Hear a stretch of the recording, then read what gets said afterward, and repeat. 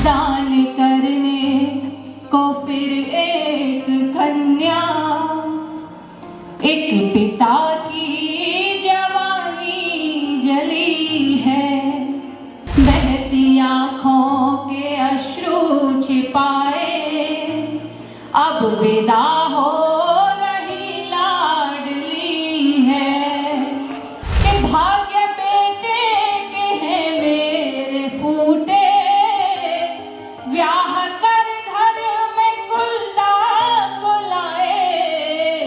मैं ज्यादा समय नहीं लूंगी और प्रेम पढ़ती हूँ। आज मैं चाह रही हूँ कि एक अलग कुछ पढ़कर जाऊं और सिर्फ 5 मिनट ही लूंगी, क्योंकि मैं भी अब सीमित समय समझती हूँ कि क्या है, सभी को पढ़ना है। अभी 2 बड़े लोग हैं, तो मैं एक गीत पढ़ रही हूँ दहेज प्रथा पर। मैं श्रृंगार पढ़ती हूँ, प्रेम पढ़ती हूँ। आज थोड़ा सा अपने राह से भटकने की कोशिश कर रही हूँ, क्योंकि सभी बड़े हैं और यहाँ पर इसको पढ़ना बहुत आवश्यक है। माहौल भी ऐसा हो चुका है कि दहेज प्रथा जो है एक लड़की के जीवन में क्या क्या करती है और एक पिता के जीवन में, जो एक गरीब पिता होता है, उसके जीवन में क्या क्या करती है। वहां से मैं बात शुरू करती हूँ कि दहेज समाज का सबसे बड़ा श्राप है। और कैसा श्राप है इस गीत में समझिएगा। दान करने को फिर एक कन्या, एक पिता की जवानी जली है। दान करने को फिर एक कन्या, एक पिता की जवानी जली है। बहती आँखों के अश्रु छिपाए, उस पिता ने छिपा लिया। बहती आँखों के अश्रु छिपाए अब विदा हो रही लाडली है। मैं विशेष तालियां नहीं चाहती, लेकिन अंत में बस आपसे चाहती हूँ इस गीत के अंत में मेरा साथ दे दीजिएगा, ताकि यह गीत सफल हो जाए। और मैं पीढ़ा रखने की कोशिश कर रही हूँ। जब लड़की ससुराल पहुंचती है तो उसके सपने क्या होते हैं वो सुनिएगा। अपने पीहर की यादें समेटे खूब सपने नयनों में सजाए। थोड़ा जल्दी पढ़ने का प्रयास करूंगी। अपने पीहर की यादें समेटे खूब सपने नयनों में सजाए। मायके से दिया था जो माने, सासरे में किसी को न भाए।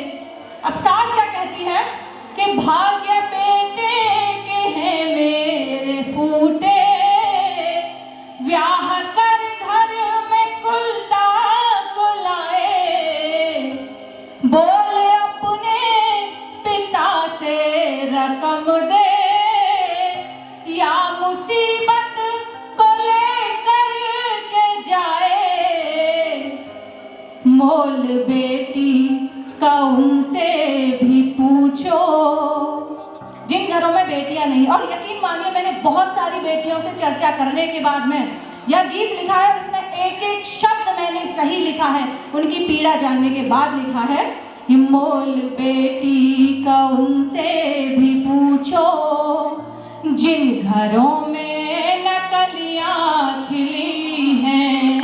मोल बेटी का उनसे भी पूछो, जिन घरों में नकलियां खिली हैं। अब पिता को फोन करती है और कहती है कि पापा कौन सी कमी रह गई थी, यहाँ पे तो आते ही मुझे ताने सुनने मिल गए। अब जो पिता पहले ही गरीब है, अपनी जमीन संपत्ति बेचकर बेटी की शादी में लगाया है, अब वह पिता क्या करने लगता है अपनी बच्ची की खुशियों के लिए, ताकि उसकी बच्ची जीवन भर खुश रह सके, कि जर ज़मीं और ज़ेवर भी बेचे, बेचने अब लगा चारपाई। जर ज़मीं और ज़ेवर भी बेचे, बेचने अब लगा चारपाई। अपनी बेटी की खुशियों की खातिर बाप ने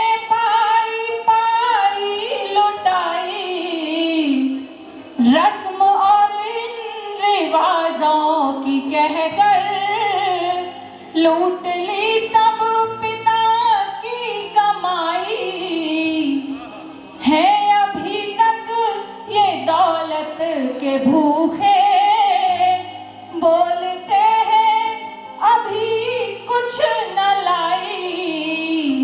और पिता और बेटी का हाल कैसा होता है? हर सुबह हो शुरू आंसुओं से, शाम रोते ही रोते ढली है। हर सुबह हो शुरू आंसुओं से, शाम रोते ही रोते ढली है।